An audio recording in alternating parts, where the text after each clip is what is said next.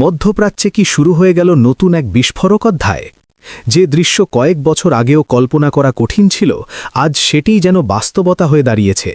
Saudi আরবের রাজধানী রিয়াদ, যে শহর দীর্ঘদিন ধরে ছিল কূটনৈতিক নিরাপত্তার প্রতীক, সেখানেই মার্কিন দূতাবাস লক্ষ্য করে ড্রোন হামলা। আগুন, বিস্ফোরণ, আতঙ্ক সব মিলিয়ে পরিস্থিতি এখন তীব্র অনিশ্চয়তার। প্রশ্ন একটাই, ইরান কি সরাসরি আমেরিকা ইসরায়েল জোটকে বার্তা দিচ্ছে? আর এই সংঘাত কোথায় গিয়ে থামবে? সৌদি আরব যে দীর্ঘদিন ধরে আমেরিকা ও ইসরায়েলের ঘনিষ্ঠ মিত্র, তা সবারই জানা। মধ্যপ্রাচ্যের শক্তির ভারসাম্যে রিয়াদ বরাবরই ওয়াশিংটনের কৌশলগত অংশীদার, কিন্তু সাম্প্রতিক উত্তেজনায় সেই সম্পর্কই যেন সৌদি ভূখণ্ডকে নতুন ঝুঁকির মুখে ঠেলে দিয়েছে। সৌদি প্রতিরক্ষা মন্ত্রণালয়ের তথ্য অনুযায়ী রিয়াদের কূটনৈতিক এলাকায় অবস্থিত মার্কিন দূতাবাসে 2টি ড্রোন আঘাত হানে। হামলার সময় ভবনটি খালি থাকায় হতাহতের ঘটনা ঘটেনি। তবে ঘটনাটি ঘিরে তৈরি হয়েছে বড় প্রশ্ন, হামলার আগেই কি সতর্ক বার্তা পেয়েছিল মার্কিন কর্তৃপক্ষ? কারণ হামলার সময় দূতাবাসে কেউ না থাকা নিয়ে নানা জল্পনা শুরু হয়েছে। এই ঘটনার পরপরই রিয়াদ, জেদ্দা ও দাহরানে অবস্থানরত মার্কিন নাগরিকদের শেল্টার ইন প্লেস নির্দেশ দেয় মার্কিন দূতাবাস, অর্থাৎ সবাইকে নিজ নিজ অবস্থানে নিরাপদ আশ্রয় থাকতে বলা হয়। পরিস্থিতির গুরুত্ব এখানেই স্পষ্ট। সৌদি আরবের মাটিতে থাকা আমেরিকানদের জীবন এখন সরাসরি নিরাপত্তা হুমকির মুখে। ঘটনাটি বিচ্ছিন্ন নয়।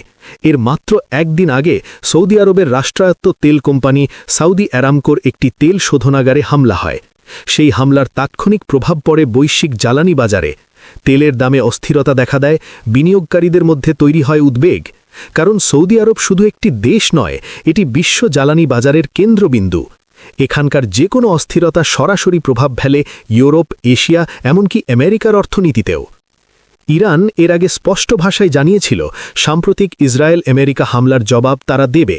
তেহরানের সেই ঘোষণার পর থেকেই বিশ্লেষকরা আশঙ্কা করছিলেন প্রতিশোধমূলক পদক্ষেপ আসতে পারে বহুস্তরীয় কৌশলে। এখন দেখা যাচ্ছে ড্রোন ও ক্ষেপণাস্ত্র হামলার মাধ্যমে শুধু সামরিক ঘাঁটি নয়, বরং মিত্র রাষ্ট্রগুলোর গুরুত্বপূর্ণ অবকাঠামোকেও লক্ষ্যবস্তু করা হচ্ছে। রিয়াদের মার্কিন দূতাবাসে হামলা সেই বৃহত্তর কৌশলেরই অংশ হিসাবে দেখছেন বিশ্লেষকরা।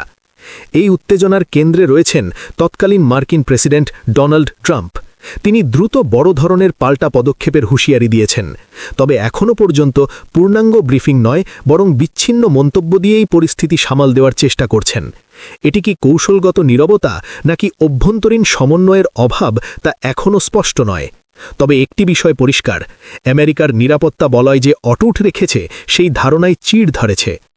মধ্যপ্রাচ্যের মার্কিন বিশ্লেষকরা বলছেন, ইরান কেবল সরাসরি সামরিক সংঘর্ষে নয়, বরং অর্থনৈতিক চাপ সৃষ্টির কৌশলেও এগোচ্ছে।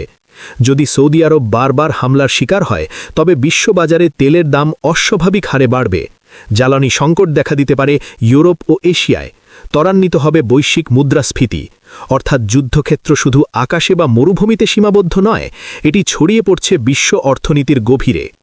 অন্যদিকে ইসরায়েল আমেরিকা যৌথভাবে ইরানের সামরিক সক্ষমতা দুর্বল করার চেষ্টা চালালেও বাস্তবতা হল, একাধিক ফ্রন্টে একযোগে হামলা প্রতিহত করতে গিয়ে তাদের ড্রোন প্রতিরক্ষা ব্যবস্থায় চাপ বাড়ছে।